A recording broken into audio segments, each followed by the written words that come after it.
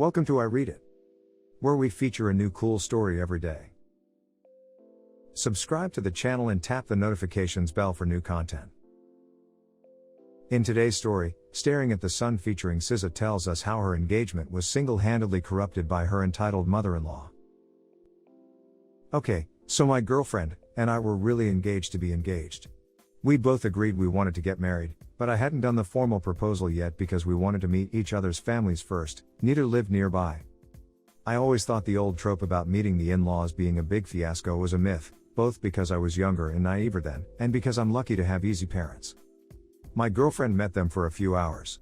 Once we were alone, just me and them, I told them my intentions and my mom asked, "Does she have any kids already?" And my dad asked, "Does she have a good solid job?" And they both asked, "You really love her?" And that was that. I had their full support for the marriage. I thought meeting her parents would be the same. Some grilling was to be expected, but as long as I was honest and respectful, it would all be fine.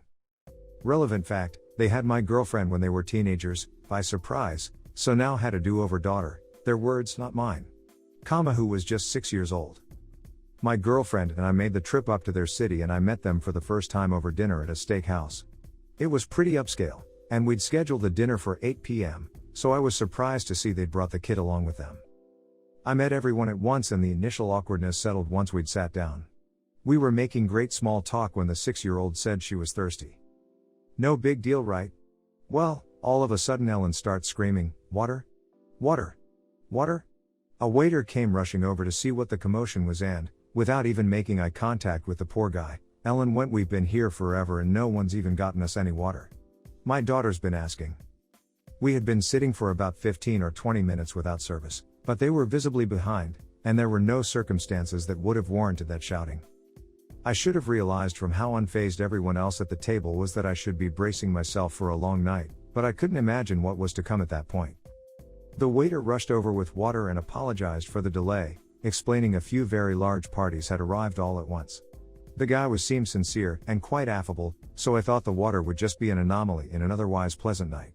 Then Ellen kicked into full gear. "We'll need a kids menu," she informed the waiter. He said that they didn't have a kids menu, but that the chef could simplify most dishes. "What do you mean you don't have a kids menu?" Ellen replied in total disbelief, as though he'd said they didn't have a fire exit. He explained they didn't get too many child visitors and that there were enough plain foods on the menu that no separate menu had ever been necessary. Ellen sighed dramatically and waved him away. Literally, without saying a word, waved him off from the table. I tried to give him an apologetic glance but, understandably, he didn't look back our way. I was so glad the poor guy left and didn't have to be subjected to her anymore. Meanwhile, she turned her attention on me, and I almost wished he'd come back. At least he was getting paid to be here. She was like, "So you're a screenwriter?" And I explained, "Well, yes and no. I want to be, but it's hard to get a job in that field that you can support yourself on, so I'm working at a nonprofit right now. There's a screenwriting component to the job though, so I'm really happy there."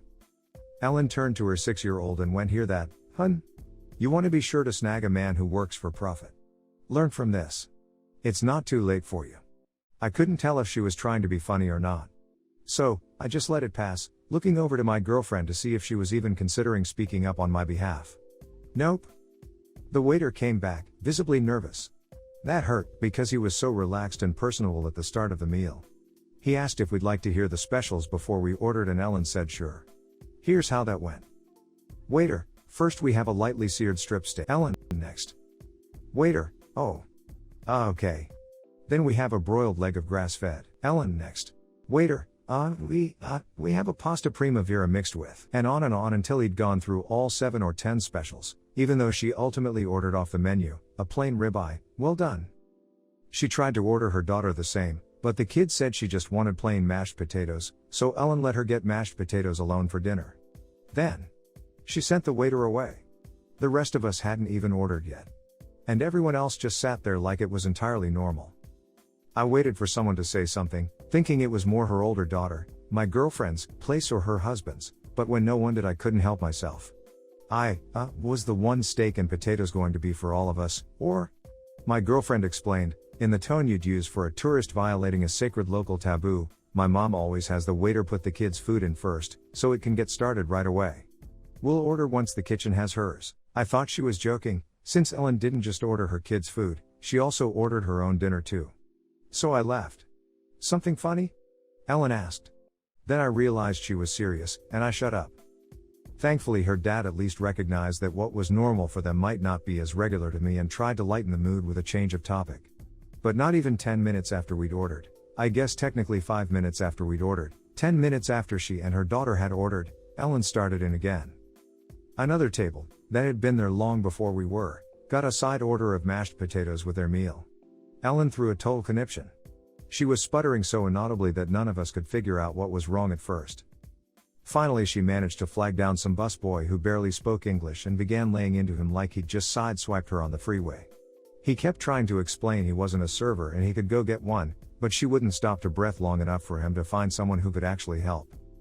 All the while I kept looking at my girlfriend for signs of embarrassment, or at the very least irritation, but you wouldn't have known if she was even hearing any of this.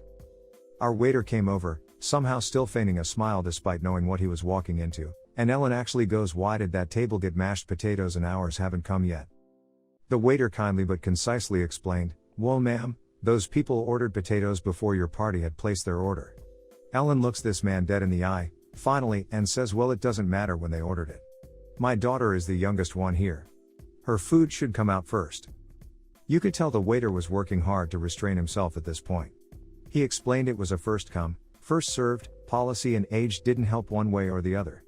He offered to go check on the potatoes. Ellen agreed, or more specifically she said, "Yeah, you better," but I was clocking him and he went right back to his server station, because we had only just ordered a few minutes ago. 3 or 5 more minutes passed, during which we could have no other discussion at the table except how awful this restaurant was, how hungry the poor baby was, who hadn't said a word about being hungry this whole time, and was contently playing her loud iPad game, without headphones, disturbing all the other diners around us, and how America has lost all respect for motherhood because it's just a me culture now. I chimed in, "I'm with you on that last part." And to my utter shock, instead of laughing at my joke, my girlfriend seemed annoyed with me. So after a few minutes the waiter comes back and says the potatoes will be out very soon. Ellen then goes and does something that, again, I thought was just a myth. She took 3 singles and a 5 out of her wallet and put them on the table in full view of the waiter. Then she took 1 single away and said, "Every table I see getting potatoes before us is a bill gone." I was absolutely mortified. The waiter, to his unending credit, just took a deep breath and said, "I don't have control over the order in which the kitchen fires tickets, but what I can tell you is it should be out any minute." And left without saying anything disparaging. I had been holding my tongue all night as well, in the name of my relationship, but once the tip hit the table, the $8 tip for a $100 plus bill, on top of all else, I figured if my girlfriend was half the woman I thought she was then she wouldn't mind my speaking up at this point. If anything, she'd be supportive, right? So I scooted my chair back a bit and said, "Listen, I know what you're doing with the cash on the table, but that kind of thing makes me really uncomfortable, and it's just not called for. Please put the money away or we can just continue this some other time." My girlfriend's dad spits back, "What? How cheap do you have to be to not believe in tipping service workers?" Before I could process whether he was serious or yanking my chain, Ellen shocked me with, "No, you know what, you're right, this isn't necessary." I should have known better than to be relieved.